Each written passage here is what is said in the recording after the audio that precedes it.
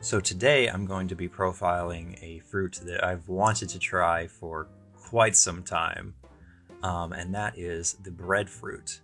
And breadfruit grows all over the world in tropical and subtropical areas, but people that live in the West may have never heard of this before. It is part of the Artocarpus genus, and the closest thing you may have been exposed to is probably the jackfruit, which is the largest fruit in the world. And it has a similar looking skin or texture, but these are very different fruit.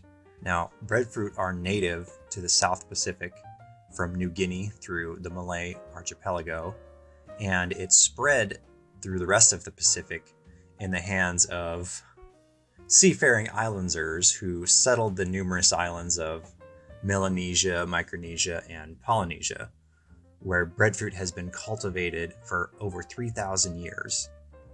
Breadfruit was introduced to the Western world by British explorers in the late 1700s, and today breadfruit is grown across the globe from the South Pacific Islands through Southeast Asia, the Caribbean, Central America, and Africa.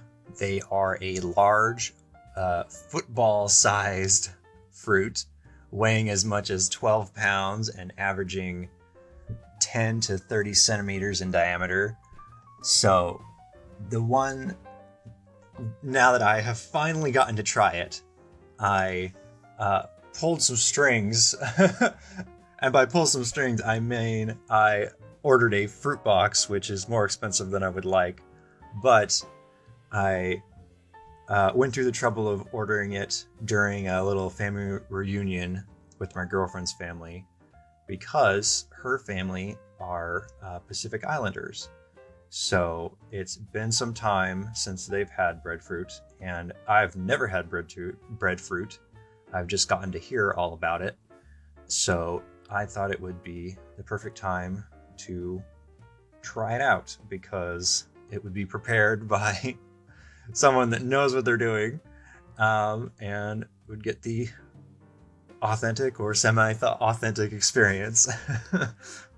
Now, breadfruit seems to often be used as a carrier for flavors, in the same sense that like a potato is used as carrier for flavors. The ones that we got in the fruit box were much smaller than a fully grown breadfruit. These ones were maybe a large softball size instead of being a football or soccer ball sized, which is okay. We still get the experience.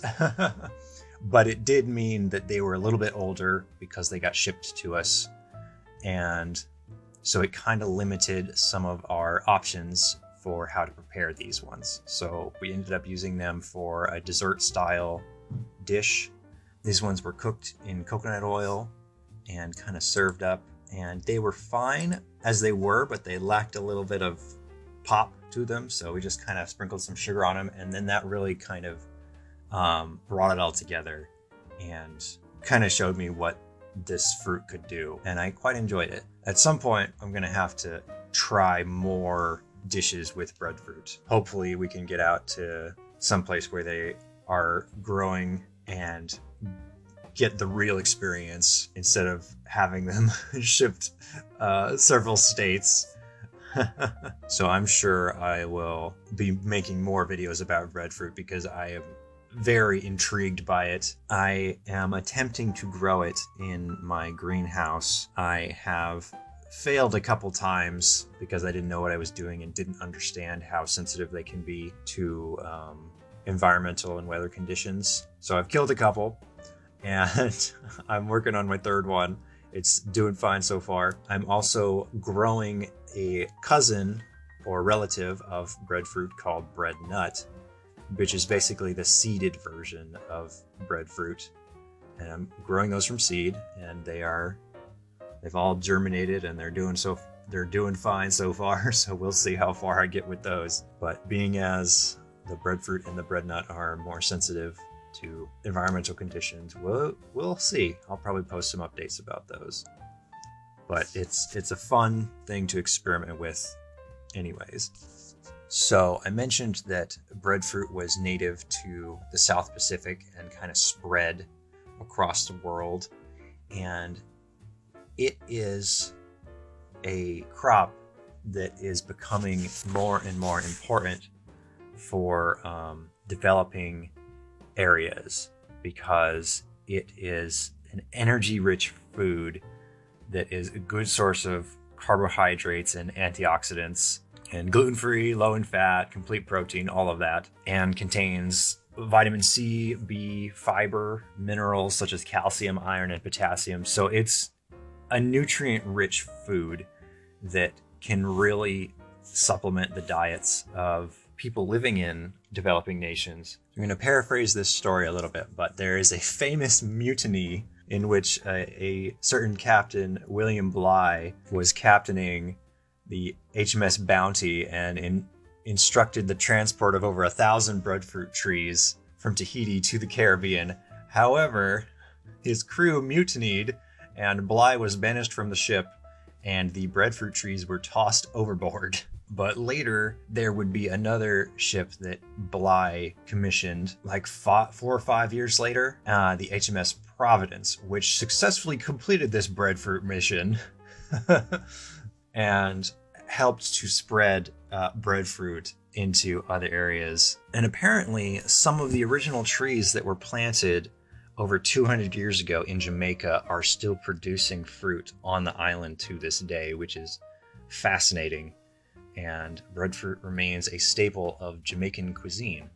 So the trees will continue to bear an abundance of fruit for decades, and they will also thrive in the tropics and subtropics, areas that account for about 80% of world hunger.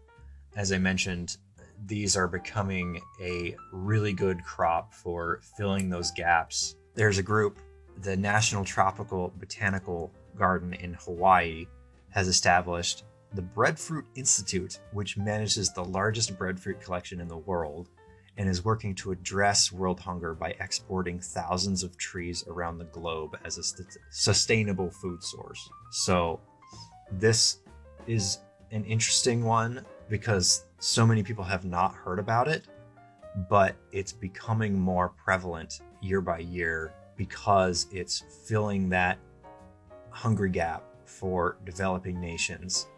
And I suspect that we'll even start to see it more in the West, similar to how jackfruit has kind of entered the West and become this like alternative option for people. So I hope you thought that was interesting, especially if you've never heard of breadfruit or if you didn't know some of those facts or the backstory and the history.